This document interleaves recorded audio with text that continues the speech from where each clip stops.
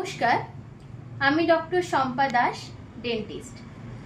আমাদের কাছে আক্কেল দাঁত নিয়ে প্রচুর পেশেন্ট কোশ্চেন করে থাকে যে আক্কেল দাঁতের ব্যথা হলে বা মাড়িটা ওই জায়গায় ফুলে গেলে আমরা কি করব। তো আমি প্রথমেই যেটা বলে থাকি যে আপনার যদি এরকম সমস্যা হয় তাহলে প্রথমে আপনি আগে একজন ডেন্টিস্টের কাছে যান, গিয়ে দেখান, তিনি সেটা পর্যবেক্ষণ করুন এবং তারপর একটি এক্সরে করে দেখুক যে দাঁতের কন্ডিশন কিরকম, তারপর সেটা সিদ্ধান্ত নেওয়া যায়।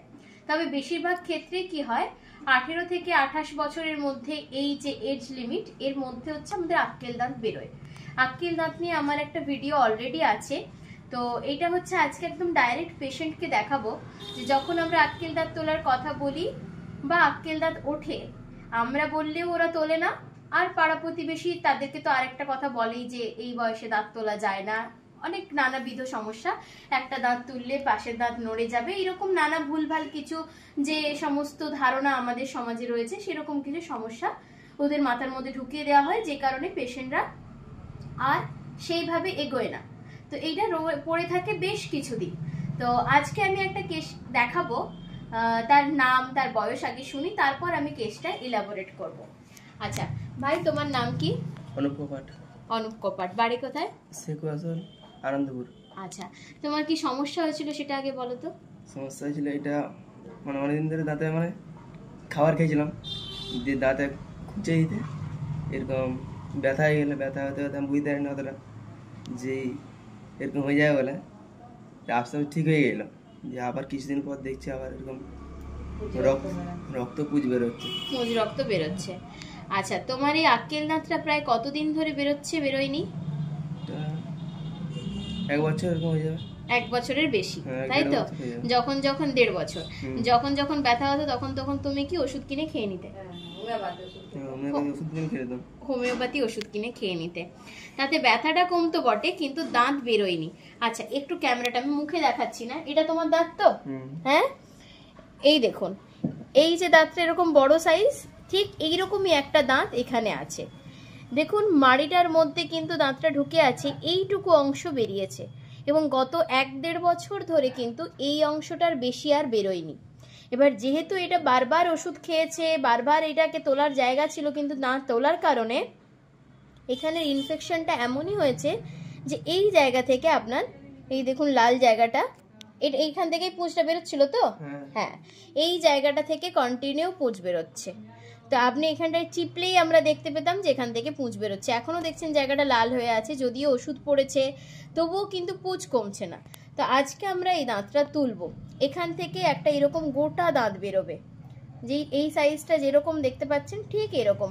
আমরা এই জায়গাটা কেটে এখান থেকে এই দাঁতটা বের করব। এটাই হলো আক্কেল দাঁত।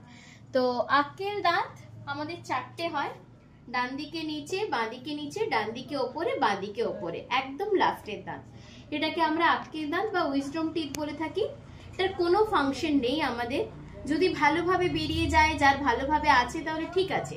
যদি কারো ভালোভাবে বেরিয়ে না থাকে, এরকম অর্ধেকটা বেরিয়ে রয়ে থাকে এবং এইরকম ভাবে সমস্যা দিতে থাকে, তাহলে সেটাকে ফেলে রেখে আপনার কষ্ট যন্ত্রণাটাকে না বাড়িয়ে তুলে দেওয়াই হলো বুদ্ধিমানের কাজ। তো আজকে আমি এই দাঁতটা তুলবো এবং তারপর দেখাচ্ছি যে ও কেমন থাকে। আচ্ছা, আমি বলেছিলাম যে আমি দাঁতটা তুলি, তারপর বাকি ভিডিওটা দেখাচ্ছি। তো আমার দাঁতটা তোলা হয়ে গেছে, আগে প্রথমে দাঁতটা দেখাই।